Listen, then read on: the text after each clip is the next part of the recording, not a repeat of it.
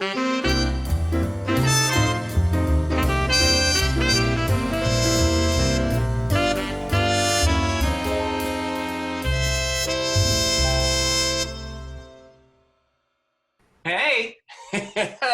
it's Meet the Biz time. Okay, we have. What was I going to say? I was going to say I love this guy. I think he's amazing. I've known him. I don't know for how many years now, and he's an actor. He's an advocate. He's a motivational speaker. He flies planes. He teaches scuba diving. Mr. John Lawson. Hey, thank you, thank you, thank you for having me, David. This is really cool. Oh, this is why this keeps me going, and hanging out with friends. That's awesome. Yeah, I agree. Um, Um, so, how have you been? I've been okay. I've been, I have my days. I have my Yeah, day. Um, Usually about once a week for about a half an hour. I get very anxious, yeah, and then once a month for about an hour, I get a little depressed yeah. or more. But then I get through it. I go through it and then move on and focus on what I need to do, and whatever that is to quote. I know this might sound schmaltzy, but make the world a better place by Yeah. by bringing joy into into the world. So I agree. I kind of go through the same thing, and I have actually pretty much been in my house since March.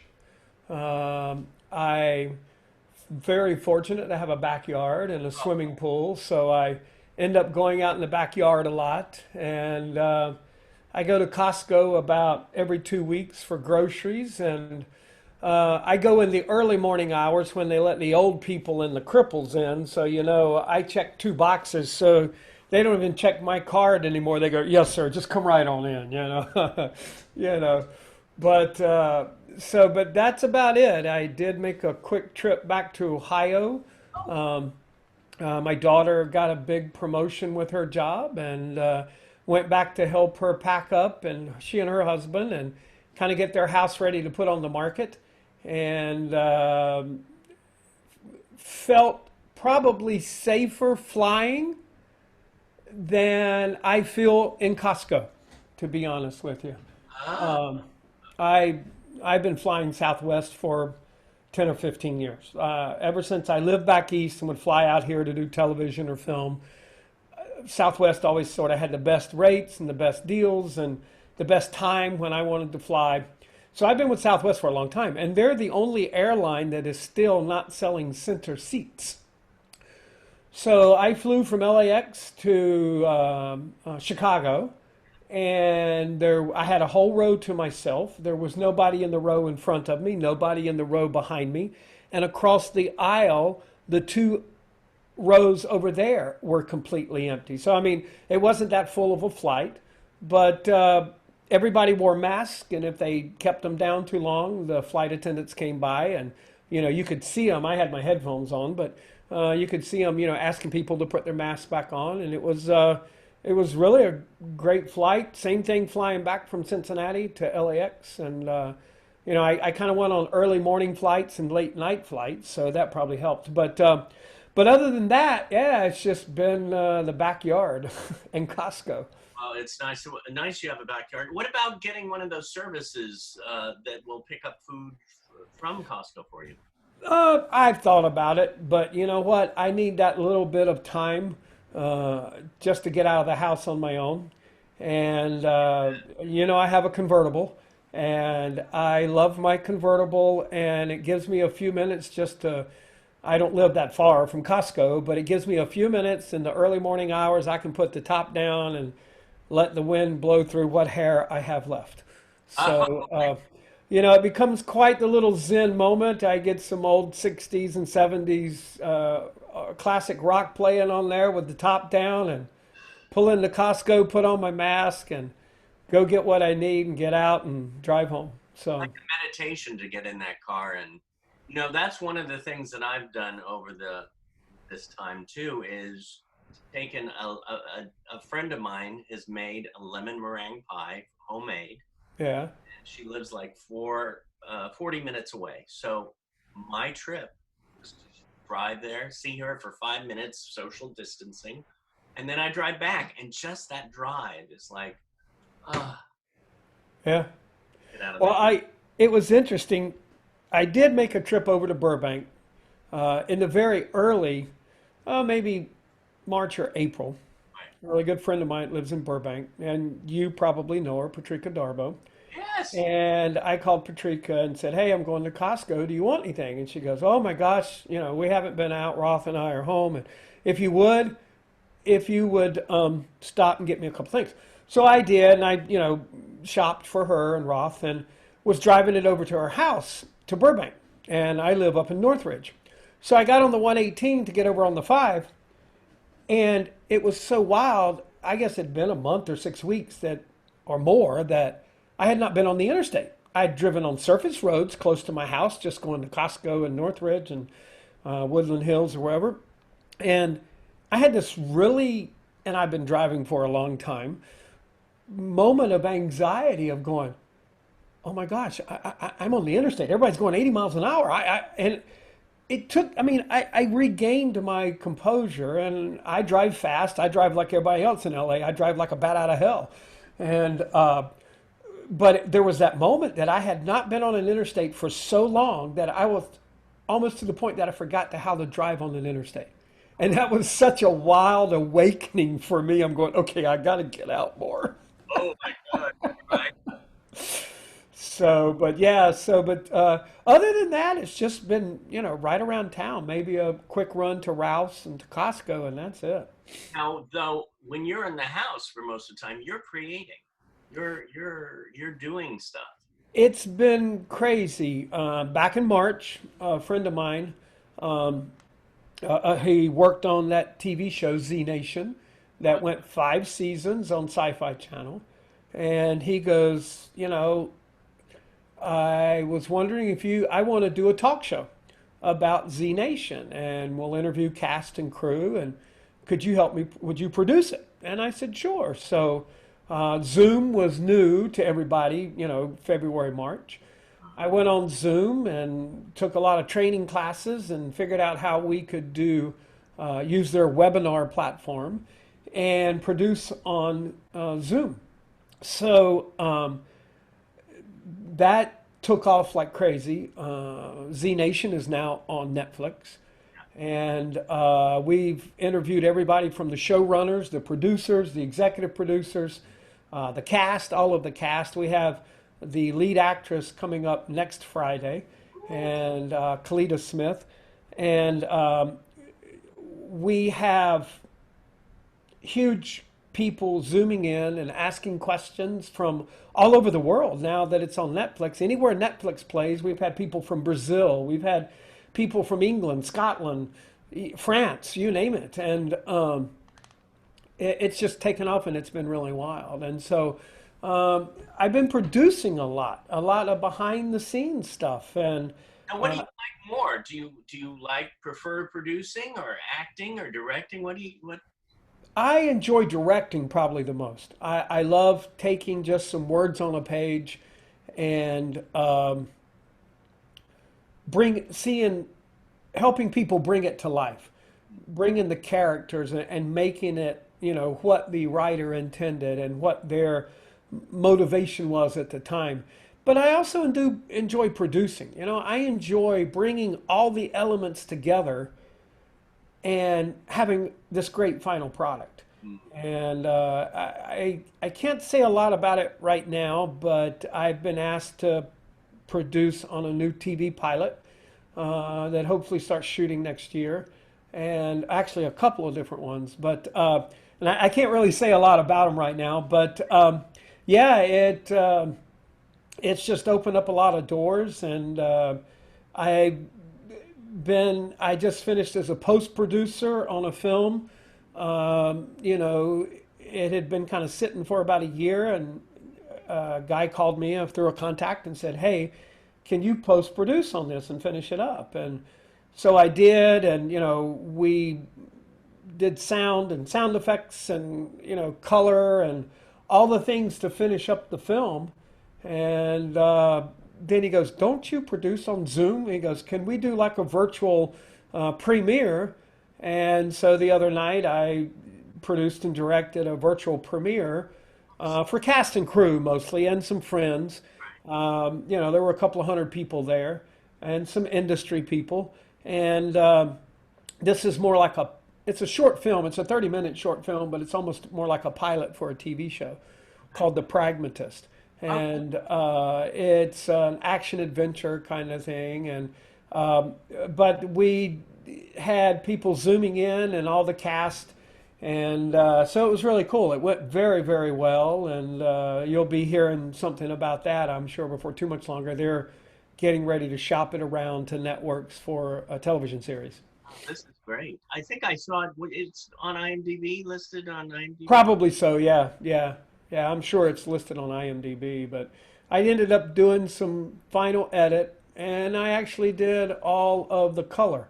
It was just a raw film, just raw data, and so I acted as the colorist as well, and colored the whole film. And now there were a couple of people on that saw I did the color, and now they've contacted me and asked me, will I color the film for them, that they liked, the way I did it and the way it looked and all this kind of stuff. So the color correction and all of that's a whole new avenue for me that I'm really enjoying.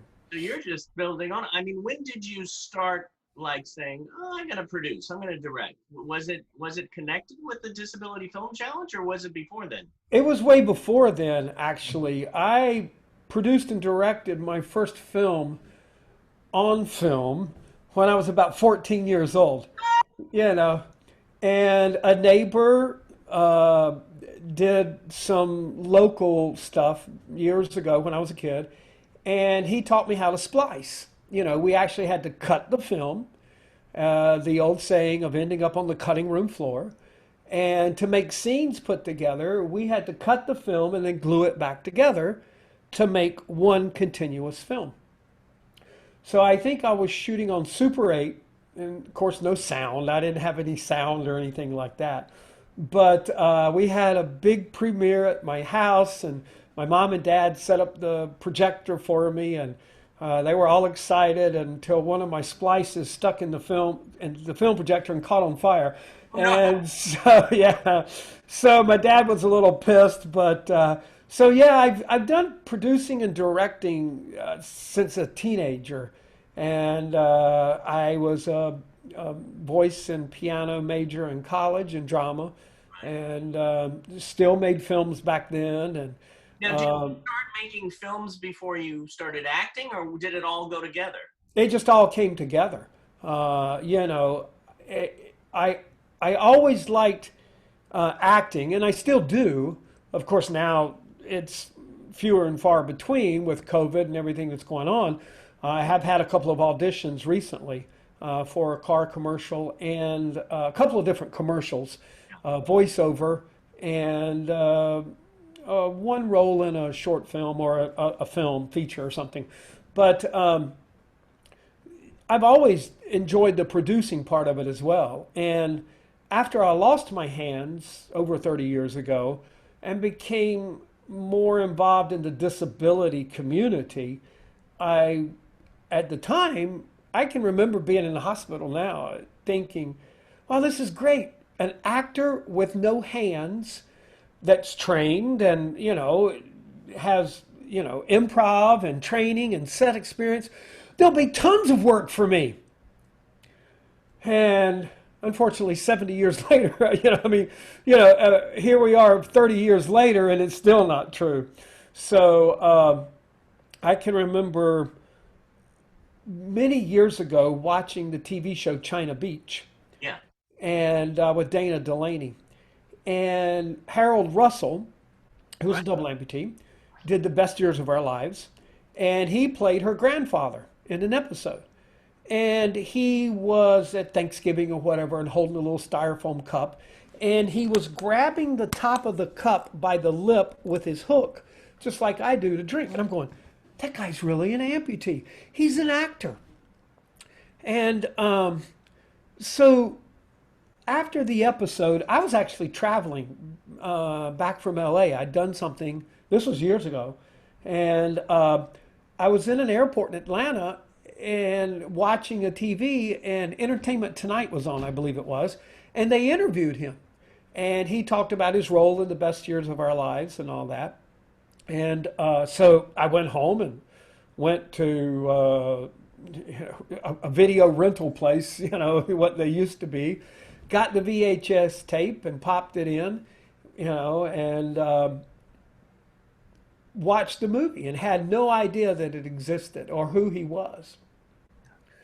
So my wife at the time, I told her, I go, I need to talk to him. She goes, well, let's call him. And in the interview with Entertainment Tonight, he said he lived in Hyannisport, Mass. So back then, you could dial the area code, and I mean dial, on a rotary phone. Yeah. And so I dialed the area code, and you dial 555-1212, and you get information for that area. So I asked for the number of Mr. Harold Russell, and he was listed. And so I got the number, and we were eating dinner, and I told my wife, I go, I can't call him. He's a movie star. I mean, he won't talk to me. She goes, well, just dial the number. If he goes, don't bother me, we don't call anymore. So after dinner, picked up the phone, dialed the number, and he answered the phone. He goes, hello. I go, Mr. Russell? He goes, yes. I go, Mr. Harold Russell? He goes, yes. I go, the movie star! Just like that. And, I've never been, impressed by people before because I've been in the industry for so long and met so many wonderful people and friends. But he just laughed like crazy, this big old belly laugh. And I quickly gave him my spiel that I was a recent double amputee, had just lost both hands, and I'd always been an actor, and I was so excited to get started back and try to do some more acting. And over the years, we became really good friends and talked a lot. And there was actually going to be a remake of The Best Years of Our Lives. And Harold recommended me for the role, and I did some screen testing and all this kind of stuff. And the director and producers were all, wanted me for it, but then I guess funding fell through or something, I don't know, financing, and so it never got made. But it was going to be sort of updated to the Vietnam era, and I was going to be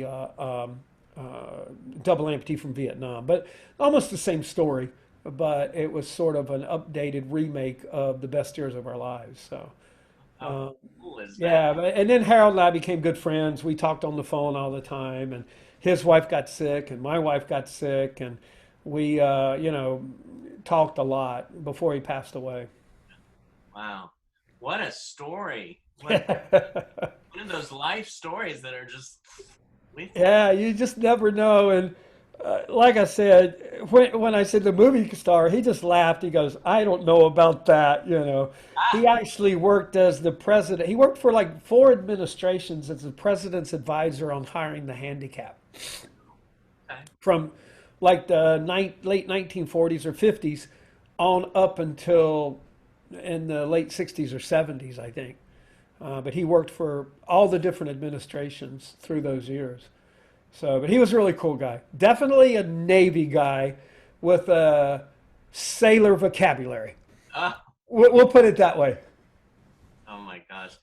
I was researching you, and it's so fun doing the Meet the Bizes because, of course, I know some of your work. I mean, one of my favorite movies of yours is the is that wonderful movie GN Dragon. Oh yeah, yeah, yeah. Absolutely adored, and I know you've done so many ones, Whitney's Wedding, and I love that one too. But something about GN the Dragon, just I can watch that over and over, and it's just so uplifting and so. Well, thank you. Thank you. Yeah. Another interesting story is that I had originally cast a little girl to be in that, and about 2 weeks or 3 weeks before we were supposed to start shooting, maybe a little further out, a month or so, her parents emailed me and said, you know, we totally forgot that we're going back east for a wedding, and so she won't be here. So I didn't have anybody for my lead role. I'd Did, already talked to Parvish how close was it to the shoot? about a month out, maybe, you know, maybe somewhere along in there. And they go, we're so sorry. And I had located, she was with Gail. And anyway, so Gail goes, well, I don't have anybody else that I can think of, you know, that was smaller, younger. I wanted a younger girl, wheelchair user. So I went to the Abilities Expo at the LA Convention Center because my friend Toby was, you know, working with one of the van companies or something, whatever. So my friend Adam, my DP, and I just went to go support him and the other people that were there. And as we're leaving, this little girl, Gia, of course I didn't know her at the time, comes rolling by almost over my toe, headed out the door, like by herself. And I'm going, where are her parents? You know, this little kid's going out the door of the convention center, you know, out of the off the floor. And you know, I'm looking around and she was so cute. And I went, hey, how are you? And she goes, hi, how are you? And just kept right on rolling by, you know, and was so adorable. And I turned to Adam and I said, that's the kid I want in my movie. And I'm going, where are her parents? And finally I saw her dad. He was sort of, you know, looking at his phone, but he was watching her, but giving her some space, you know, and he was keeping an eye. And I go, I need to go talk. That must be her dad. And Adam goes, you can't go talk to him and tell him you want to put his daughter in a movie. I go, sure I can, you know. So I walked up, explained who I was, and told him I was doing the Easter Seals Disability Film Challenge. And I saw his daughter, and she would be perfect for this role, for this film that I was planning. And he goes, well, his mom's an actress. She would love it. Go talk to her. So he introduced me to his wife, and we became good friends, family friends. And that's how I met Gia. And at the time she did the film, she was not 4 years old. I think she was only 3.5, almost 4. It was like 4 or 5 months before her 4th birthday. Yeah. And Parvish Chenna is a good friend, and I'd asked him to be in the film. And so anyway, it all came about and all came together. And what was interesting, because of the previous film I had CNN did a story, and Diana Jordan, myself, went on CNN, and Nick Novicki, and did some interviews and stuff. So CNN asked, could they send a reporter to follow me and my film crew making the film that year with Gia and Dragon? So the long story short, Adam was supposed to work on another film and it didn't come about. He goes, do you want some help? And I go, sure. Well, my original DP that was working, so I had camera A and camera B units, plus I had the CNN camera crew there, plus Easter Seals had their videographer there to film me with CNN filming us. So knowing that CNN was going to be there and run this and air it on CNN, I not only wanted to show disability in front of the camera with Gia and everyone else, but disability behind the camera, besides myself being a director with a disability. Right. So I called up Kaylee Versfeld, who's been in a couple of my films, and Shell and her mom, and I said, I was wondering if Kaylee would like to work behind the camera for me on this film, because she'd been in the film previous, and told her why. I said, you know, I would like for her to work the slate, you know, to slate, because I know that's an iconic picture that CNN will show, Yeah. you know, as we're getting ready to start. And she goes, yeah, I think that'd be great. And Kaylee loved it, and she did a great job. And so she's worked on a couple of other films in front of and behind the camera for me. So we had quite the crew with disability as well, because I wanted CNN's piece to see that disability not only can be in front of the camera, but behind the camera as well. So that was a really good shoot. Of course, we shot it all in one day. and edited, and it's been around the world in, I don't know, 50, 60 different festivals all around the world. Wow. So it's a really cool film. It's interesting too. It's such a lesson to directors, and anybody in the arts, of how to really look at the whole what's going on. Okay, there you have the CNN cameras, you have these cameras, the Easter seals.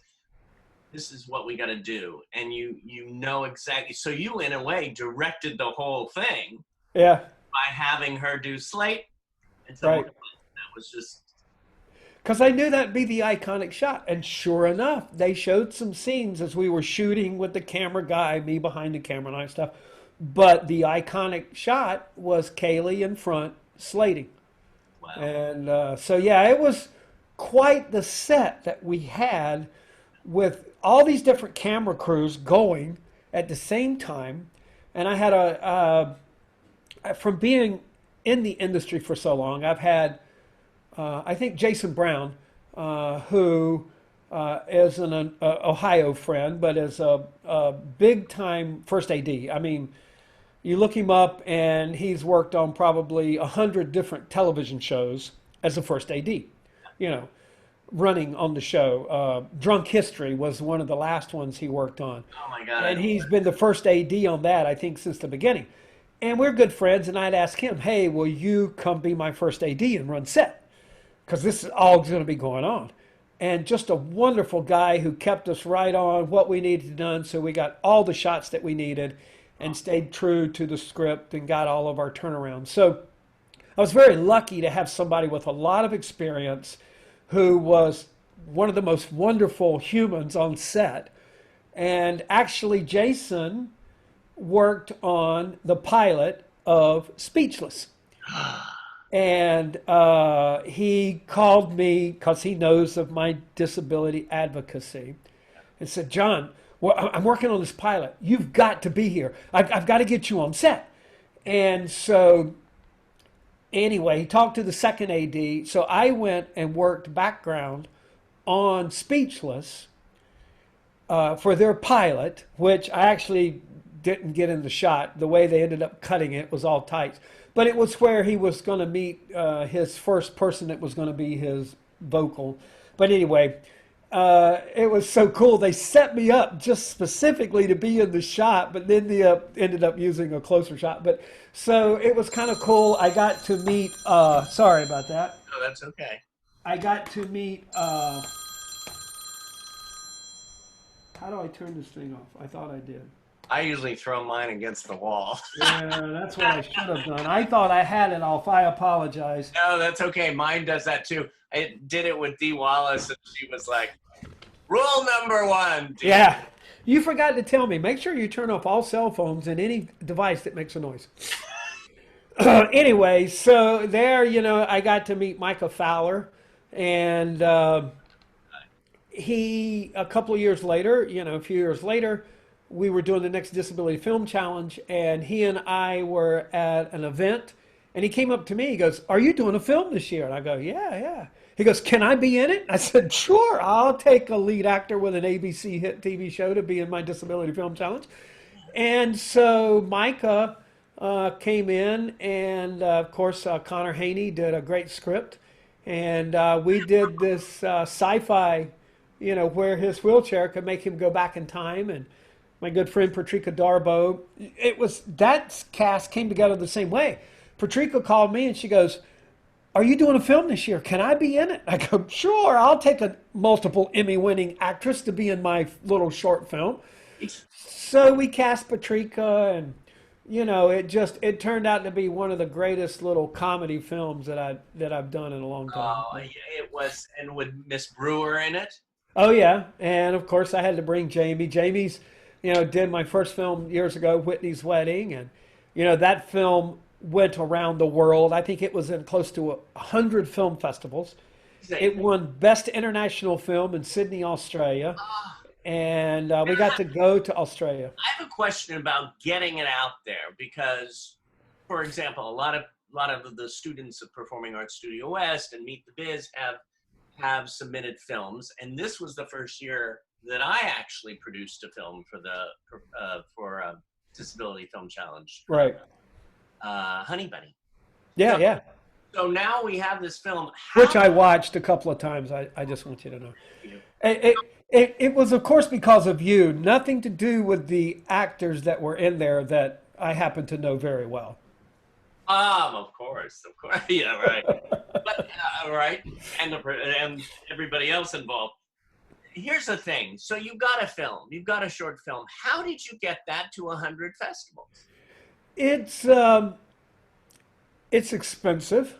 Um, So when you I put first it out started there. with, yeah, when I to submit, Yeah. when I first started with Whitney's Wedding, I started with the festivals that were free or under $10, and that um, either had something about disability or love or something that was close to the theme of what our film was about.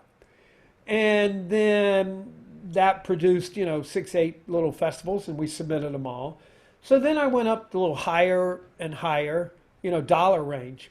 But probably for Whitney's Wedding, I probably spent $2,000, if not more, just in film submissions. Yeah. And you get those letters where, hey, thanks for submitting to our film, but we regret to inform you that we were unable. It was a great film and we really liked it, but we keep your $50. So then with my next films, I got um, a little more specialized in what I was submitting to. Yeah. And this last year, we took second date with Micah to the Cambria Film Festival just up the road. It's a beautiful festival, and we won some awards there as well. So, um, uh, my first film for Disability Film Challenge was 7 or 8 years ago Yeah. that I shot in Ohio. What? I shot it back in Ohio, and I was in the film. Friend of mine wrote it, Now, were you and now? When did you move to LA? well, I've lived here part time, half the year or whatever for 10 or 12 years. And then when my daughter graduated high school, I would come out and spend the winter. I would winter in Hollywood and summer in Ohio, mainly because I still had a house there.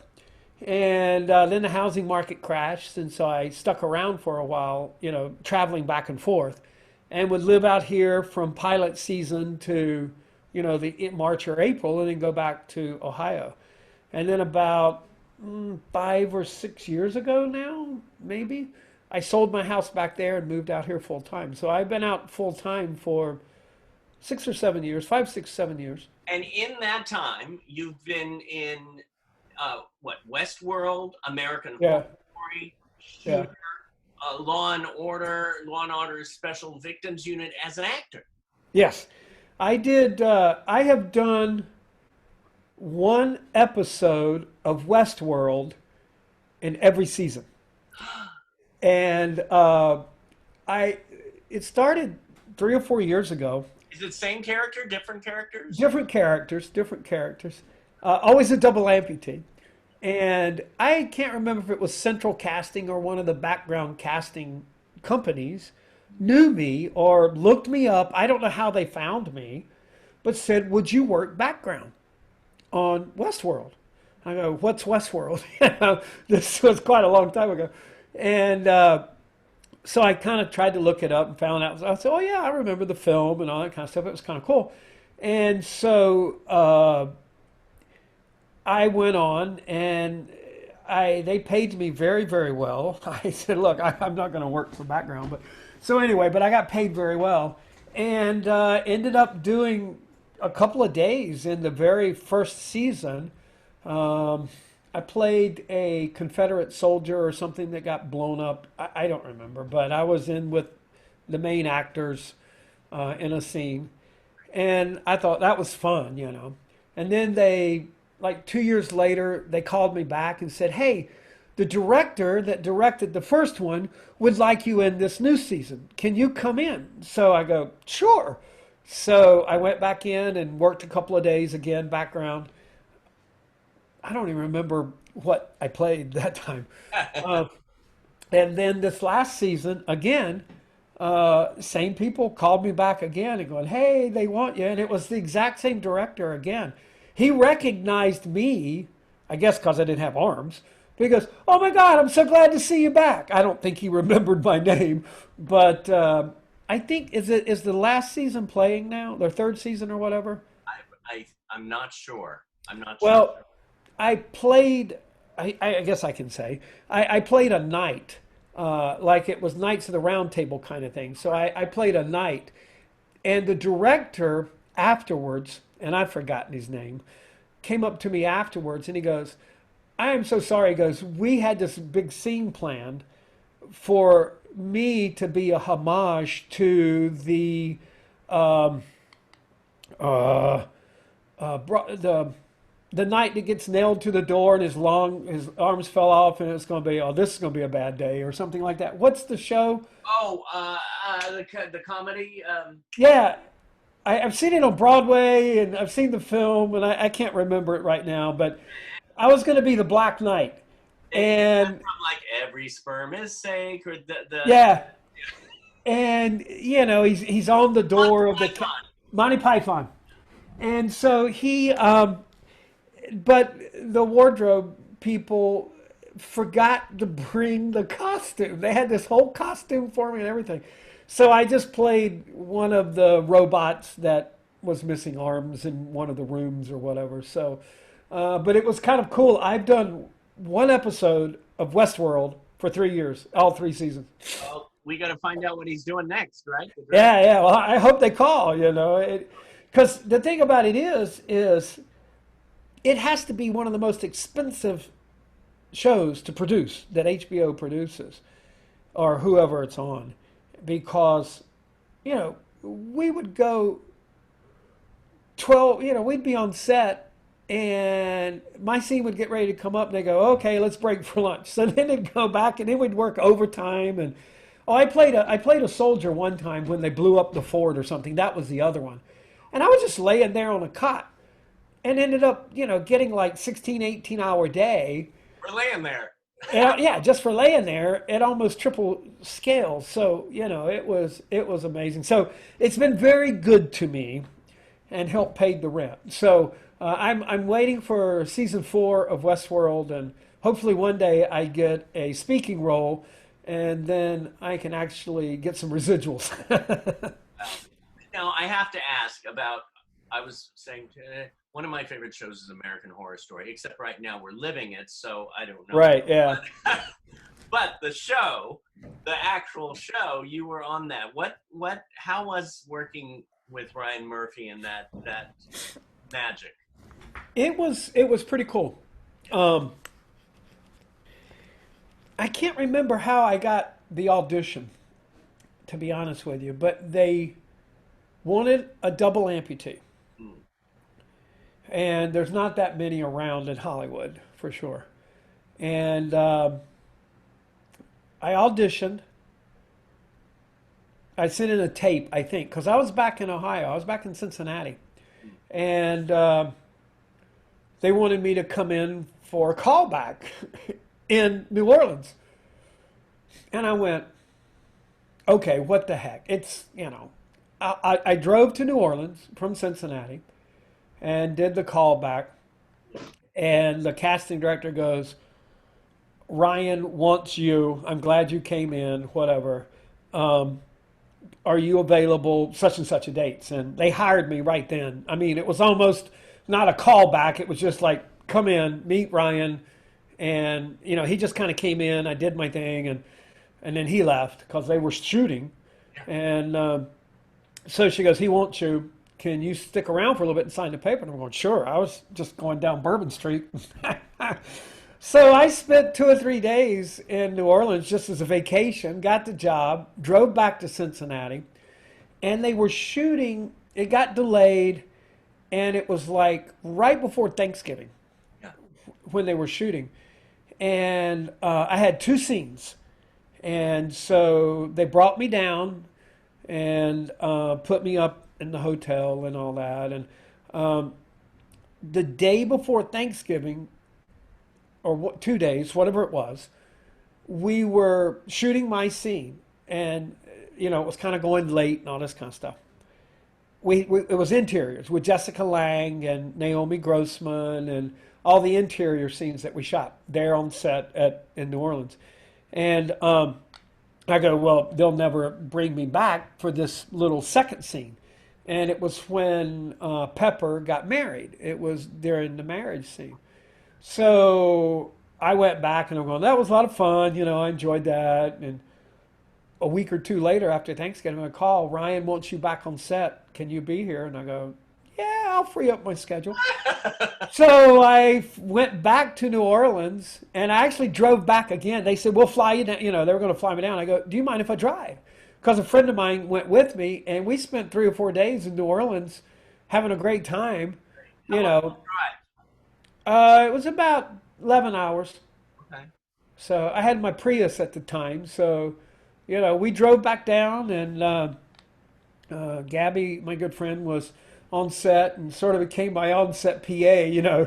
Nobody would argue with me. I'm going, she holds my arms, So, but yeah, we had a great time, and of course, I got to meet all the cast and got to be a lot of good friends with them, and just I've made some friends just from those two occasions in American Horror Story that are still friends. And of course, I knew Jamie. Jamie wasn't on set when I was there, I don't think, but I met Erica and Matt and just Naomi, and we just all got to be really good friends. It was kind of I cool. just love hearing your stories of how you connect to people. Yeah. And how you just, whether producing, acting, directing, what is your, God, I have a list of stuff for you that I could talk to you for hours. We could do a whole, one episode a week with you, just with you. My gosh. One thing that I have to bring up is I saw that you do musicals, and it looks like you've done every musical. You've done South Pacific, you've done Oliver. What if you had to say? You're a singer, so Yeah. what is your favorite musical and why? Well, it's interesting. A musical I'd always wanted to do was Footloose. And I got a chance to do it with the Palm Theater in Palm Springs about 4 or 5 years ago. And it was really great. And I got to play the preacher, you know. And I used my cosmetic hands. They said I didn't have to. I go, well, I don't want people to focus on a preacher standing with hooks. And I've done tons of musicals, and that's where my strong lies. But that was probably my favorite because the preacher, out of all the characters in Footloose, is the only character that changes. From beginning to end, he's the only one that has a character arc that changes. Everybody else is the same. They're all footloose and dancing and doing everything. And the preacher is the only one, the dad, is the only one that really changes. So it gave a great character arc, and I'd been wanting to do it since college and never had a chance. And probably next would be Oliver, and I got to play Fagin. Yes. And that was soon after I'd lost my hands, and so it was one of my first times back on stage playing a character, and I used my fake hands. So. Now, talking about that as well, I was looking at your resume as well, which I'm used to whenever I do casting, boom, boom, boom. For your resume at the end of what you do, number one, I love hand-to-hand stage combat. Yeah. And then you do over 101 amputee jokes. Yes. I love that. And then listen to this, what you do. If I wish I could do, fishing, ice skating, you're a pilot, you fly, scuba diving, you train, you teach that snorkeling, snow skiing, ballroom dancing. Think about all these things that, this is what gets you in the door too. Harmonica, you play the harmonica. I could keep going, and the voices you do, it's just incredible. Well, thank you. You know, you really do in the industry have to have a wide range. And when you are a person with a disability, you have to even have a wider range. And crossing all all spectrums. And one of the things on set that a lot of people you'll hear thrown around a lot of time is, we have a problem. Well, think outside the box. And you hear that either in business or in film industry. And people with disabilities in daily life think of outside the box every day. You know, I look at picking up a pencil and I have to think, okay, how do I have to position my hook so I can pick up the pencil or the pen to have it ready so I can write something down? Or whatever it's going to be. I'm at a buffet, okay, on set, how I'm used to, you don't have buffets anymore, but, how am I going to hold this flimsy paper plate so I can get food and eat and be ready to go back on set and not embarrass myself in front of everybody?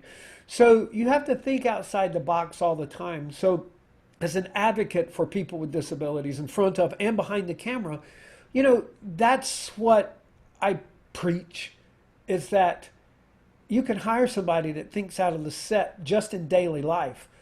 And when it comes to things on set that need an instant solution or a quick solution, because you're always time is money, a person with a disability is going to probably have the best idea that you can come up with. So, it even comes down to accessibility. There's a famous cartoon, it's been around a lot, where there is a man shoveling snow, and he's shoveling snow off the steps. And there's a guy, a wheelchair user there, and there's a ramp right next to it that's covered in snow. And the caption is, if you clear the ramp, we all can use it. If you just clear the steps, I can't. Or something to that effect. And that's so true. Accessibility issues that might make a film set accessible for people with disabilities, whether it be a ramp or whatever, it also makes it easier for people that have two good legs. So when you think about accessibility in those terms, it's not something special that you have to do for an actor or a crew person with a disability. So it's something that can make it beneficial and easier for everybody. One more question.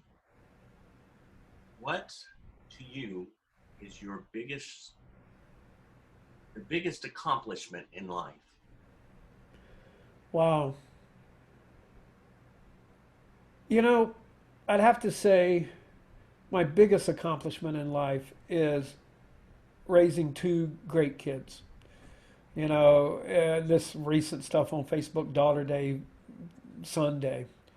And my son has two children, and he works from home. He's a computer nerd and works from home in programming and works for the power industry, Duke Power, or back in Cincinnati, Duke Energy.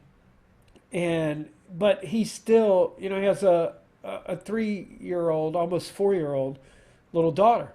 And, he and his wife take turns, but, he gets up in the morning and braids her hair and gets her ready for school. And now they have a son, Lucas, who's, in Lucas is almost a year or just over a year old. No, he's older than that. He's almost 2. I guess I better get my ages right. But, that's the best in the world. And recently, seeing things that I taught my children when I was back there recently, that my son is teaching his kids and passing on to them.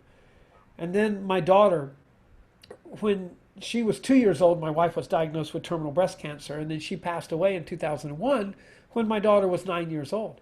So I was a single parent, and so I get text from my daughter when she was working on her house and they were restaining the floors. She goes, Dad, this stain says I've got to put it on, let it wait 10 minutes, and then wipe it off. Should I do it with a towel? And I'm going, you're staining a floor, and it was a dark stain. I said, just use a roller. And she was going to brush it on with a little 3-inch brush. I said, just use a roller, roll it on, and then let it dry, let it soak in. And she goes, I never thought about that. And then 3 days later, I get a text from her, and she's packing stuff up, and she goes, I'm trying to figure out what I should take and move to Florida and what I should keep. Should I keep these old bridesmaids' dresses, or should I pack those as well? So, it's so cool to have such a close relationship with my daughter that asks me fashion questions, asks me home repair questions. But then with my son raising his children, and he's the same way. He was 7 years old when I lost my hands. So he became my hands almost his whole life. So I've always liked to do home repair and woodworking. So the woodworking and the home repair and stuff he learned as a child, he now does in his homes. And he has 3 or 4 rental homes and they work on them and, do that kind of stuff. So that to me is my greatest accomplishment, and nothing in the world will ever top that. And to know that they were raised accepting of everybody. My kids have being raised in the industry around a lot of different people of all races and all abilities and all sexual orientations, they accept everybody. And that is probably the greatest accomplishment, that I made some great humans. Sounds like it. So that to me, nothing on an IMDb or nothing on a resume can ever compete with that. Damn you, David.